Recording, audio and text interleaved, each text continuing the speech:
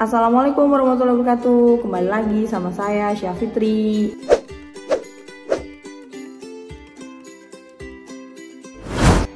Nah, modul kali ini saya bakal ngebahas tentang pengarah acara. Pengarah acara itu sama kayak sutradara, cuma bedanya dia buat di non-drama, kalau sutradara buat di drama. Langsung aja kita masuk ke materinya ya. Di modul kali ini saya akan membahas tentang pengarah acara. Apa itu pengarah acara? Pengarah acara biasa disebut PA, yaitu salah satu profesi yang cukup menjadi perhatian dalam dunia penyiaran televisi. Karena sebuah produksi acara televisi tidak akan berjalan mulus apabila tidak mempunyai seorang pengarah acara. Yang namanya pengarah acara berarti dia ketua dari acara tersebut ya. Seorang pengarah acara harus memiliki kompetensi atau kriteria. Jadi dia cocok tuh dijadiin leader. Kayak misalnya memiliki pengetahuan yang cukup tentang perencanaan dan produksi acara. Pengetahuan berarti sutradara itu harus tahu, pengarah acara itu harus tahu apapun istilahnya. Kemudian memiliki wawasan yang luas sehingga memiliki kemampuan konseptual. Memiliki wawasan yang luas berarti dia harus tahu apapun istilahnya gitu. Nah, yang ketiga menerjemahkan naskah ke dalam bentuk visual. Naskahnya A, berarti adegannya harus kayak gini ya, kayak gitu misalnya. Kemudian memahami framing. Framing itu apa? Ya apa yang ada di dalam kamera. Kemudian berjiwa seni. Ingat nih, pekerja televisi adalah perpaduan antara pekerja teknis dan artistik. Jadi dia nggak cuma harus bisa teknis, tapi secara artistik juga harus bisa. Kemudian mampu berkomunikasi dengan kelompok produksi, tentunya sesuai kaidah-kaidah pertelevisian. Komunikasi itu penting banget, walaupun dia job desk-nya tinggi, CPA ini, tapi tetap komunikasi harus baik, nggak bisa asal nyuruh doang gitu, dengan bahasa-bahasa yang baik. Kemudian memiliki ketegasan. Ya iya dong, namanya leader, dia harus tegas, nggak bisa ya udah ikutin aja kata kameramen, ya udah konsepnya gitu aja, ya udah nggak bisa, dia harus punya ketegasan. Terus ketika ada krunya yang salah ya ditegor, diomongin, lo tuh harusnya kayak gini bukan kayak gitu.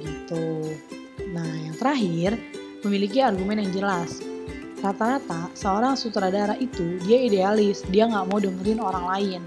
Tapi ketika dia idealis dan memiliki argumen yang jelas, ya berarti kan apa yang dia mau bisa diterima orang. Jadi nggak boleh dia idealis tapi nggak punya argumen. Kemudian ada tugas dan peran pengarah acara dalam tahap-tahap produksi. Yang pertama pada tahap pre-production meeting, ya PPM. Yang pertama pengembangan konsep. Yang kedua menetapkan tujuan dan pendekatan produksi. Yang ketiga, penulisan naskah. Yang keempat, planning meeting dengan semua anggota inti. Membicarakan project proposal. Nah, PA itu harus bisa semua nih, konsep iya, nulis iya, terus ngeliat mendapatkan tujuan dan pendekatan produksi. Ya berarti tujuan kita apa nih mau produksi ini, misalnya biar penonton gimana. Itu harus kita ngerti sebagai pengarah acara. Dan yang kedua adalah set up dan rehearsal, yaitu penataan dekorasi, penataan cahaya, penataan suara, penataan video tape, dan film playback, caption, credit title, iklan, bumper, feature, berita. Nah, pada saat rehearsal ini harus di-set semua. Misalnya kalau pengarah acara kan berarti dia di non-drama, dia harus nge-set lokasi dong. Harus nge-set studio dong. Nah, berarti di artistiknya harus paham, di lighting harus paham, di audio harus paham, dan penataan video tape. Jadi abis ini masukin VT ini ya, kayak gitu. Jadi dia harus tahu posisinya. Kemudian masuk ke tahap 3, rehearsal. Rehearsal itu ada kamera blocking, ada dress rehearsal, ada production, kamera blocking, sama kayak blocking yang pernah kita bahas di modul sebelumnya. Blocking kameranya di mana? Dress rehearsal. Si talent ini harus pakai dress apa? Simulasi dulu dong kalau ternyata bajunya kegedean atau kekecilan. Nah, kayak gitu. Kemudian production, yaitu produksinya. Yang keempat, siaran berlangsung sesuai dengan program siaran yang dipilih. Ada live on tap, recording in segment, single camera and single VTR, multi camera and multiple VTR.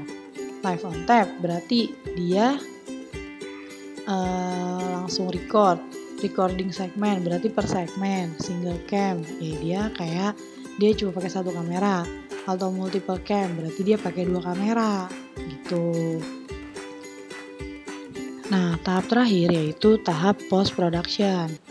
Ada menghentikan kegiatan di studio rekaman, editing video, memperbaiki kualitas audio, evaluasi program bersama kru. Ini udah editing semua ya. Sebenarnya secara job desk udah ada semua yang ngelakuin, tapi pengarah acara harus bener-bener paham mengenai semua job desk, makanya kerjaannya itu banyak banget.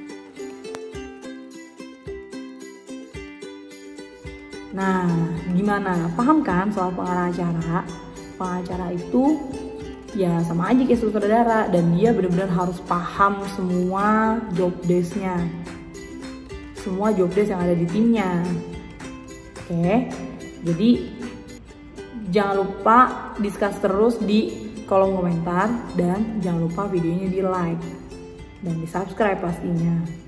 Oke, sampai jumpa di video selanjutnya. Assalamualaikum warahmatullahi wabarakatuh.